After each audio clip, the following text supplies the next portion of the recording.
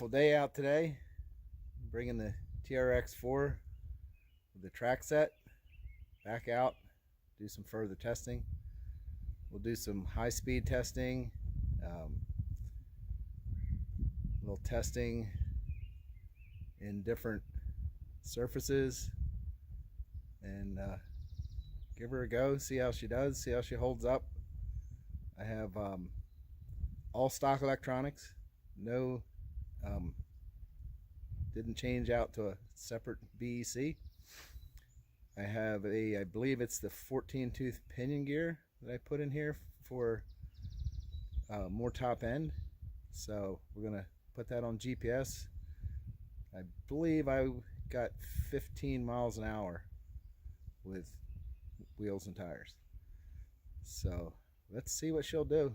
Get a look at it, see how this will hold up with the tracks and stock electronics. I do have the steering servo upgraded.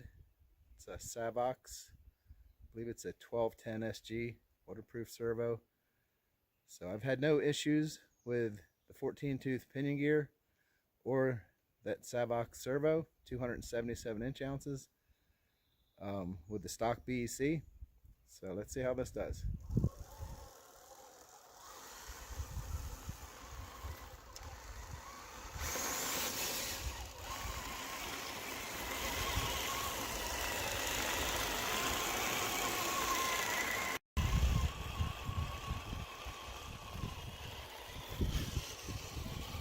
So like I said, the steering radius, I believe, is a little bit larger, at least on rocks. It doesn't feel like it turns as sharp. So there's high range, full throttle, punch, in grass.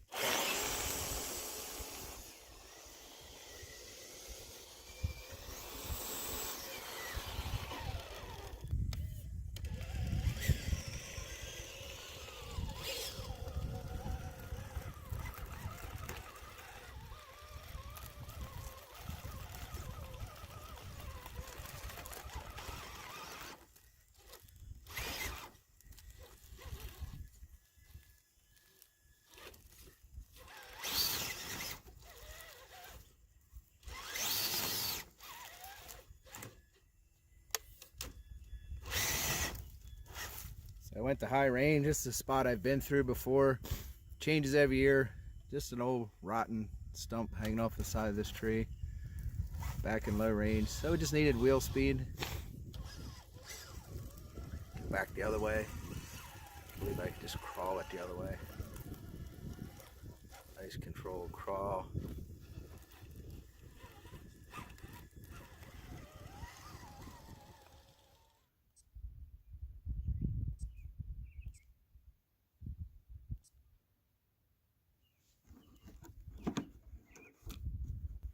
All right, high range,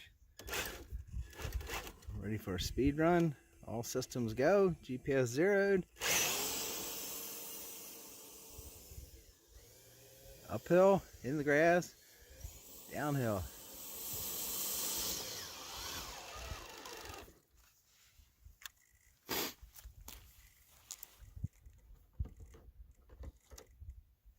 So definitely much slower. 6.2 miles an hour. High range in the grass with tracks. So that's geared down close to 3 to 1. I got 15 before with tires. Alright, zeroed out again, and we'll see what low range, what kind of speed we get with that.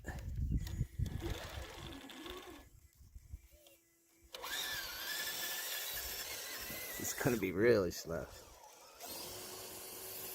I don't think uphill or downhill is going to matter on this.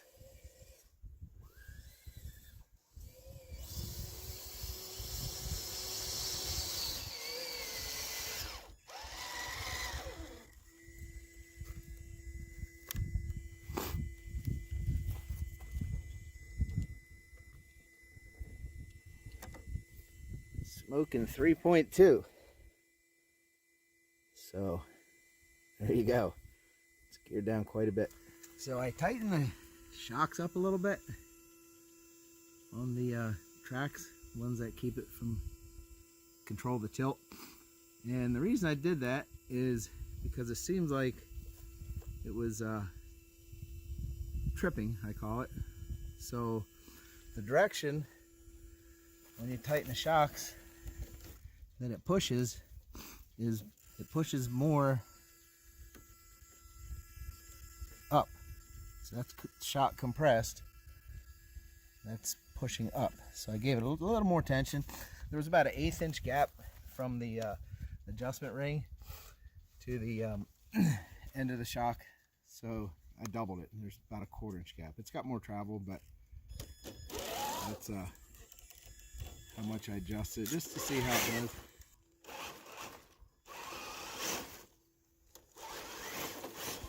So yeah, it's snorting around a little bit.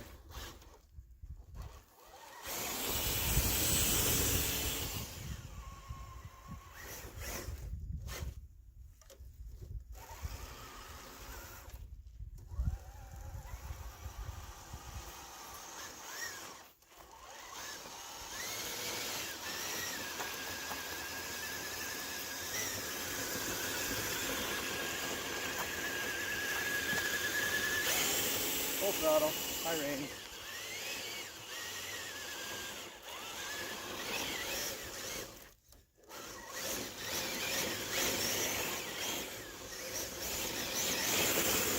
Enough where it's a little bit sporty. High range. Maybe that's all you need.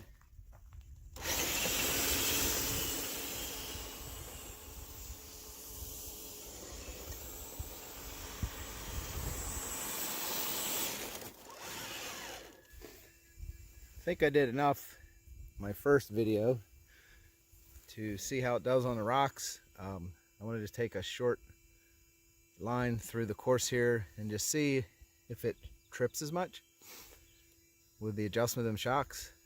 And another little feature here, here's the steeper approach angles. With tires, I would definitely drag my my bumper there. So that was front wheel lock only, so the back tracks wouldn't jam it up against the rocks. I didn't see any tendency to trip there.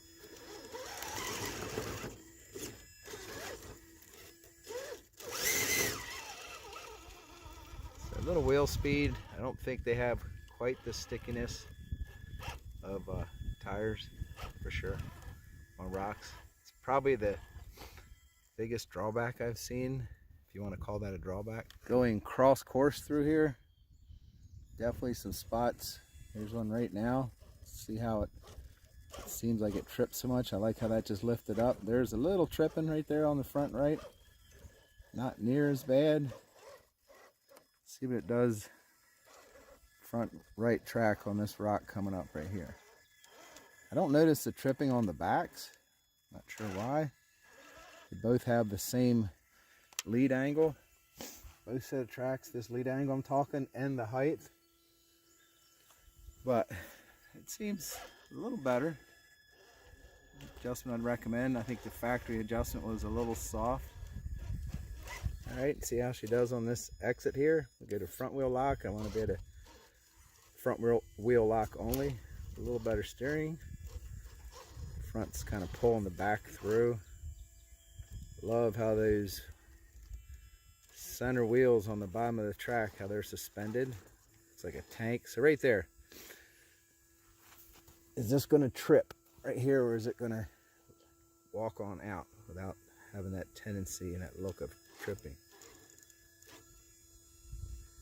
So I think, is that as high as it'll go? Let's see something here. Or is that tripped? Yeah, see, that's tripped. That's what I'm talking about right there. So maybe I'm in front lock only, but with the coming down the slope, the back's pushing it. Watch when it actually releases on the trip. It settles down. There. It settled down. So possibly just unavoidable crawling. or this track set, because you're not going to adjust some shocks any tighter.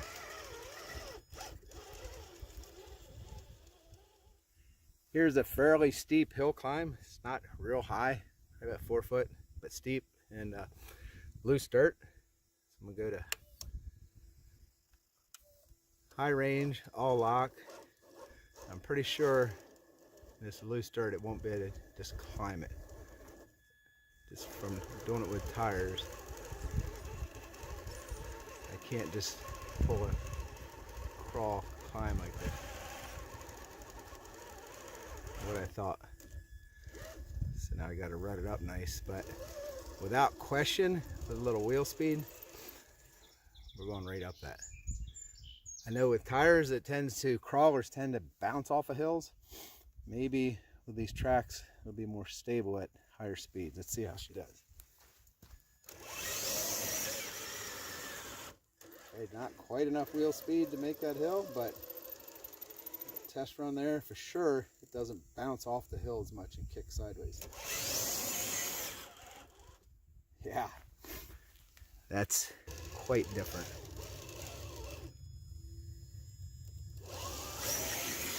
Oh, nice.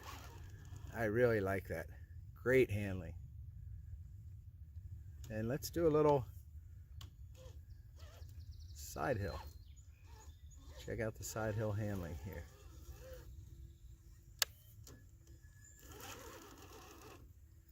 These tracks, pretty impressive with the center of gravity, how it's lowered. Very nice. Very nice, in control. Side hill crawling in dirt. Try another line. I've never tried these lines before on this loose dirt here. So all-wheel lock, high range. Wow, that is really impressive to me. I doubt a crawler with tires is going to pull that one off. I think you'd bounce right off the side of the hill. All right. So with the crawling we just did, test we just did, let's check some temperatures here. It's a little bit warm. What do we have? 115 motor. 110 on the ESC.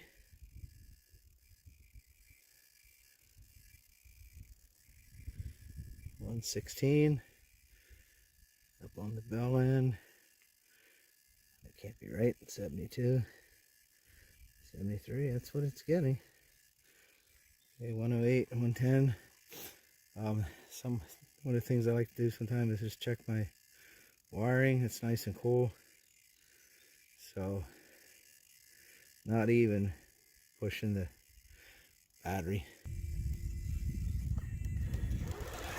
Oh, all stock electronics, all the servos for shifting, the 2-speed tranny, servos for the lock and diff, and I have had 0 issues with them.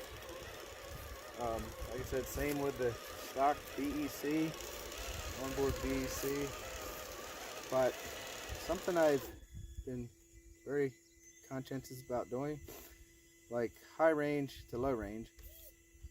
Hear that? Then I'll, there, hear it change. I don't jam the throttle rates in. Same with when I'm locking or unlocking diff. So I'm an all-wheel lock. So I went to rear lock only and listen. Didn't actually hear a click, but I'll give a little bit of throttle. Give servo a chance to engage or disengage the diff. So I don't know if that's why I haven't had any issues. Been lucky with this thing, but so there's high range, staying in rear lock only. Listen, we'll click there, and now I'm just driving high range, rear lock only. So we'll get this video up.